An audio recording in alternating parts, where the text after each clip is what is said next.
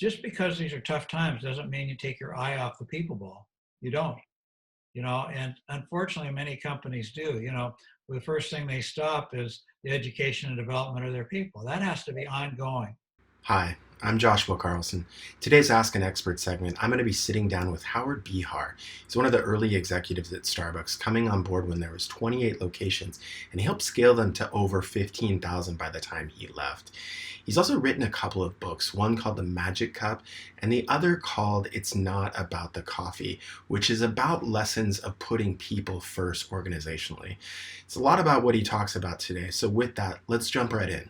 Well, good morning, Howard. I'd like to thank you and welcome you to our Ask an Expert series, and cheers from one coffee lover to another. Thank you. To you too. Perfect. So the first thing that I'd like to start off with is you are a proponent of conscientious capitalism. So I'd love for you to share kind of the concept of this for those that don't know about it. And then I'd like you to share about why it's something that you're so passionate about. Well, conscientious capitalism was the term was coined by a guy named Raj Sisodia, and Raj and the CEO of Whole Foods actually put the first book out, and John Mackey, and I had been part of Servant Leadership, the organization called the Servant Leadership Organization. I was on the board of the Greenleaf Center for Servant Leadership. And servant leadership and conscious capitalism come from the same base. Okay. Basically, it's how you treat your people in your organizations, and the idea that we're there to serve our people and not be served by our people. And so conscious capitalism was just a natural offshoot for me. And I'm not, I was just a participant in it in a number of meetings and a supporter of it. But just this belief that we can do things a different way in capitalism, that it doesn't need to be on the backs of our people, but it can be with our people. Sure. And at the end of the day, if you want true success, that's really the only way to get it, lasting success. And so that's why I'm a proponent of it. Okay, and I imagine as one of the early executives within Starbucks, that was an important attribute or value that you guys wanted to focus on that helped you scale up as quickly as you guys did. Yeah, no question about it. We use the term servant leadership, but conscious capitalism, the term came later. And yes, absolutely. That is. If I put one thing on Starbucks success, that would be it. Okay. And I think a lot of us are, globally familiar with the brand today. But what I'm curious on is when you have a principle like that, that's so fundamental to the business, how do you retain it when you grow so rapidly? I think it was, if memory serves, there was around 40 stores maybe when you came on board. And I don't know how many there were when you left, but it was into the thousands, I imagine. 28 stores when I started, 15,000 when I retired. Now they're Okay. 33,000. So that's an incredible scale, and you were there 21 years. Yeah. How do you hold on to that? How do you make sure that you don't lose those values as you are scaling so rapidly? You never can let it go. You have to talk about it all the time. When you're bored with it, you're just getting started. Your people are never going to get bored with it. And it needs to be a constant reminder. It's your values are your values, and you have to espouse those any chance you get. And that's basically what we did. And it's what I did. As the company grew, I went from being involved in every little decision to involved in almost no decisions. Okay. As you know, that's how it goes as Sure. companies grow.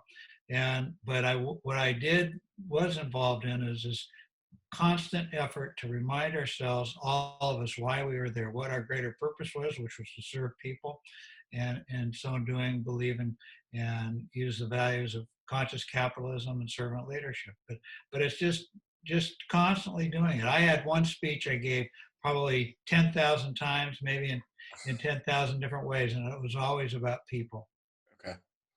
Well, so I'm curious, speaking about people, so as a young lad, I traveled overseas to Japan in 1997 and have been back a number of times, but I remember that was kind of my epiphany of how big Starbucks was.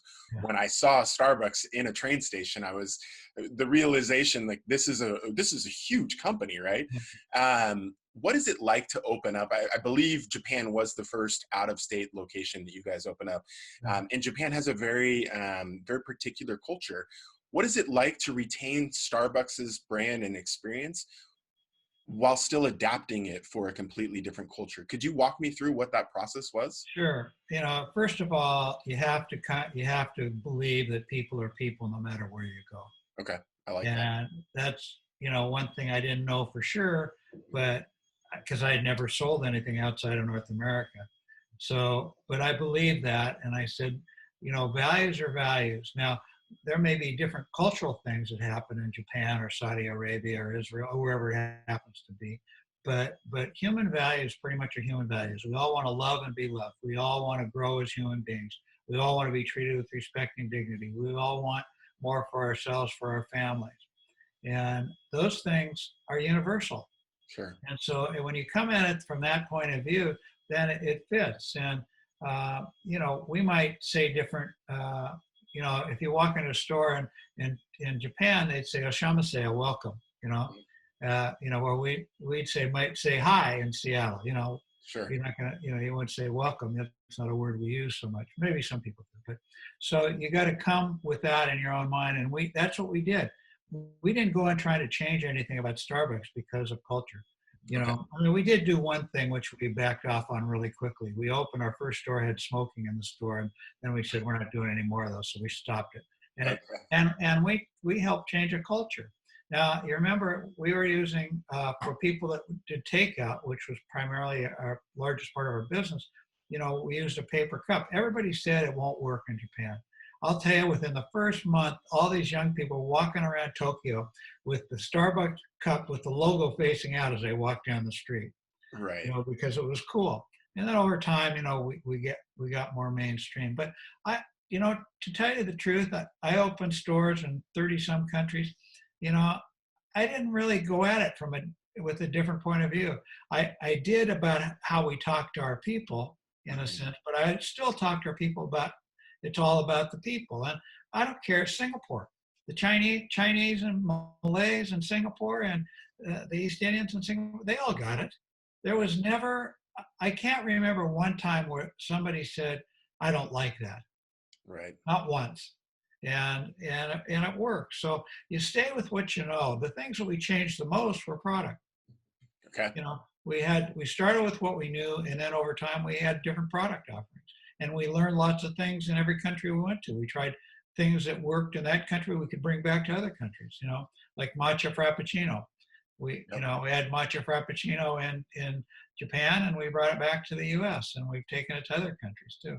So it's, you got to go with what you know, and you got to be who you are. And you can't sell your soul to do a dollar's worth of business.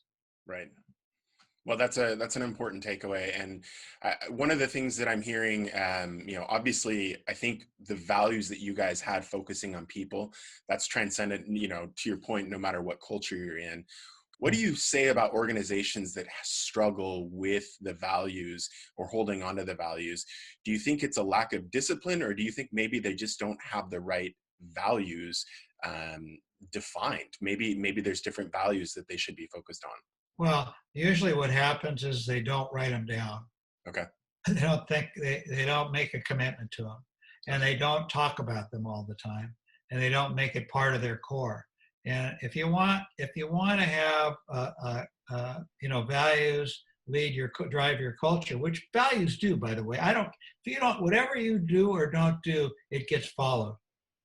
Right? If you write it down and you talk about it all the time, and that becomes the way you're going to operate, that's what happens. If you don't write it down, but you do things, people then they assume what the values are and they just follow them. So every company, people talk a lot about culture today, and I said, well, how do you develop a culture? I said, you already have a culture. You may not be conscious of it, and you may not be driving it, but you have a culture. Now the question is what do you want your culture to be? Right. And once you make that decision, then that's what you live. It's like a family. Families have values, whether they're spoken or not. What parent might say honesty is important, or whatever it happens to be, or how we treat each other with respect. And they may not be written down, but everybody knows in the family that's what we do. And that's what happens in an organization. So that's why it's so important to write them down. I even think it's important to write them down in families. So everybody's aware and everybody commits. But, culture is alive and well no matter what you think. Right. And it may not be the culture you want, but it's the culture you deserve. Well spoken. I kind of think of it of almost as it's dieting versus lifestyle. You know, Yeah, there are no diets. You simply are eating what you're eating, and if yeah, you want to live a different lifestyle, you will permanently adopt a different lifestyle. yeah, exactly. Right. That's exactly it. Okay, so we're in a very interesting time right now, from health to society to economic, and there's a lot of businesses that are facing challenging times. You've no doubt gone through a number of economic downturns. What are your advices to businesses that are struggling? What should they be focused on to ride the storm, and ideally maybe reposition, and be in a better spot to kind of accelerate out of it? Well, each business is different. And the first thing you have to decide is does your business have legs Okay. in today's world? Or has something changed? I mean, the amount of business that's going online right now is significant, Right. and that is going to bring lots of even more change than what we've been used to, with the Amazons, the Walmarts, the Costco's on being online, and all the other companies that are selling goods online. So you have to decide where you fit in the lives of the people you serve, your customers. But having said that, you have to double down on people, Okay. right? Because you can't get there without great people, and you can't get there without a culture that has a purpose greater than itself.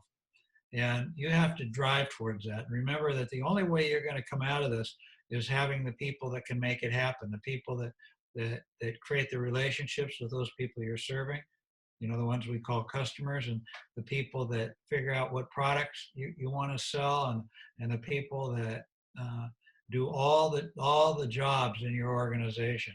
They have to be totally attached to your greater purpose and your greater cause. But don't, just because these are tough times doesn't mean you take your eye off the people ball. You don't. And unfortunately many companies do. The first thing they stop is the education and development of their people. That has to be ongoing. You can't stop that just because times are tough. You maybe do less things, but you still have to be committed to it. And your values are your values, and they're more important now than ever. When times get tough, it's easy to sell your soul.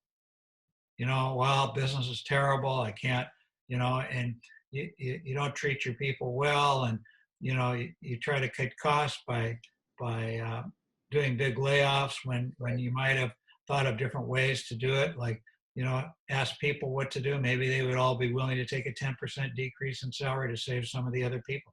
I Sure. mean, figure out the things to do that are aligned with your values, and then do that. And don't, just because times are tough doesn't mean you move away from that. And so I would just say to all organizations, double down on the people, and it will serve you well. Yeah, I think that's good advice. And I also think that now is a good time to reflect, and evaluate if you do have good people. Because I Yeah, think, right. when times are good, I think you can hide kind of dead weight. Yeah, But when things get raw like they are right now, it's an opportunity for you to evaluate, do we have people that really are aligned with the values that we have? yeah, exactly. Right. Yeah. Okay, you wrote a book. It's not about the coffee. Could you tell me a little bit about that, and what readers can expect from it? Well, that book was really Howard, and it was my life in leadership positions, and uh, throughout my career, and the lessons that I learned along the way. And when the first chapter in the book talks about wearing your hat, figuring out what your hat is. In other words, what are your values, and those values are how you lead your life. So you get up in the morning, you put on Howard's hat, and Howard, you look across the bed and you say, do I have to change my hat because of my spouse? You're probably married to the wrong person or with the wrong person. If you walk into Starbucks and say, I better put on the Starbucks hat, you're probably working on the wrong job, because you've got to be you no matter where you go. So Sure. it's really a review of how how you lead, and a lot about servant leadership and conscious capitalism and the things that matter in life, and how you build an organization. So let's talk about that. I'll just take this a little bit further, because I think that there are a lot of people that that self-recognize that they're wearing the wrong hat, or they're putting on different hats. Yeah. What do you think is?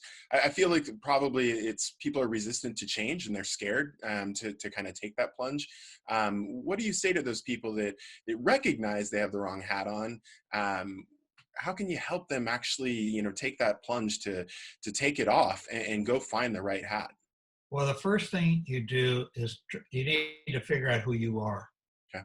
Okay. And I would start with you can go online and there'd be a list of 300 words that represent human values. It takes a long time, but narrow down to 8 or 10 of your core values. What really matters to you? There's more things that you're about, but the Sure. 8 to 10 core values. And then define what those core values are. What do they mean to you? How do they inform the actions and the decisions you make in your life? And then start to practice those. So honesty, that's my first core value. Well, I have to define what that means to me. What kind of white lie might I tell? Okay. Because we all do in some form or another. Sure. Things, it might be just something of omission when we know we're omitting it. Right. So, and then from the core values, define what your mission in life is. Why are you here? What are you here to leave behind? And it's never too early to start thinking about that, or too late. I don't care if you're 10 or you're 90. You can look at, if you've never done this work, you can do this work and live the rest of your life according to it. So Right. that's what I talk about when I talk about wearing a hat, because I'm not talking about the hats that we wear, the different chores that we do, or the different responsibilities we have. This is the hat that defines who we are. So I'll show you. I've carried this with me for almost, let's see, I'm 75, so almost 50 years. Okay. This is Howard in 50 words or less. Huh. Okay, starts with my mission statement. My mission statement is to live my life every day, nurturing and inspiring the human spirit, beginning with myself first and then for others. I try to live every day according to that. Okay. And then my 8 core values, and then how I do everything, what I call my 6 Ps. And that's Howard. And then I have, that old adage, if you don't know where you're going, any path will get you there. That's life. If you haven't written these things down, then you're not committed. Right. And that's where you got to start. And once you start there, then you start making it habit. And it takes time. Sure. It doesn't come easy, because you make lots of mistakes along the way. Stress, that old adage, there are no stressful situations, only stressful responses. So you got to learn to manage those stressful responses. Yep. According to your values. Who are you and how do you want to live your life? And then you can do all this work. It takes time, but it requires a commitment to do it. Totally agree. Yeah. So there's a former CEO of Lululemon, Christine Day, and she had very well. Yeah, she had a quote about you, specifically about engagement, which is something I'm particularly passionate about. And specifically as I look outward, towards the customers and building real, honest engagement. Could you share kind of your philosophy on engagement as it pertains to customers? Well, first of all, I get rid of the word customer. Okay. And let's use the word human being. Sure. It's human beings serving human beings. I realize we're going to all use the word customer, but thinking differently about, when you think of the term customer, you think about a person that has a dollar bill pasted to their forehead. Right. And if you just say or do the right thing, you'll get that dollar bill. When you think about customers as human beings, you're not so worried about that dollar bill. What are you thinking about? I want to build a relationship with that person that's real, authentic, honest, that we can be vulnerable with each other, that there's always truth between us and honesty. And that's where it starts and that's where it ends. It's like the word brand. We use that word a lot. Yeah. We're going to build a brand. Really? How about building human connections? A brand you could build, you could do advertisements that appeal to 82-year-old gray hair women that wear a purple earring in one ear, right? But that's building a brand. But if when you're talking to that 80-year-old woman, you want to know what do they think? What are their values? What do they care about? Does what I do fit with them? Sure. You know? And so that's how you do it. You build real connections. And that's how we did it at Starbucks. That was really what we did. First, we had to build connections with our people, because without that, it doesn't work. Then it's manipulation, right? Right. If you start telling people, well, manipulate the people in front of you so that they like you and they like Starbucks. That's not building a It's a short relationship. play. That's yeah. And that's people know. You cannot smoke people anymore. They know when you're being truthful and when you're not. And if they don't know right away, they'll find it out Right. and they'll figure it out. And the more you can drive towards building real relationships with those people you're serving, the deeper those relationships will get, and the more they want to be your friend, so to speak. Right. Okay, well, the last question I'd like to have is, if you could go back in time and you could talk to 25-year-old Howard, is there any advice you would give him after all these years of experience and wisdom that you've gained? Is there anything you might say, hey, here's something you might want to keep a focus on? Well, yeah, I'm going to go back to where we kind of started this conversation in the middle of this conversation. Is if you don't really know where you're going, any path will get you there.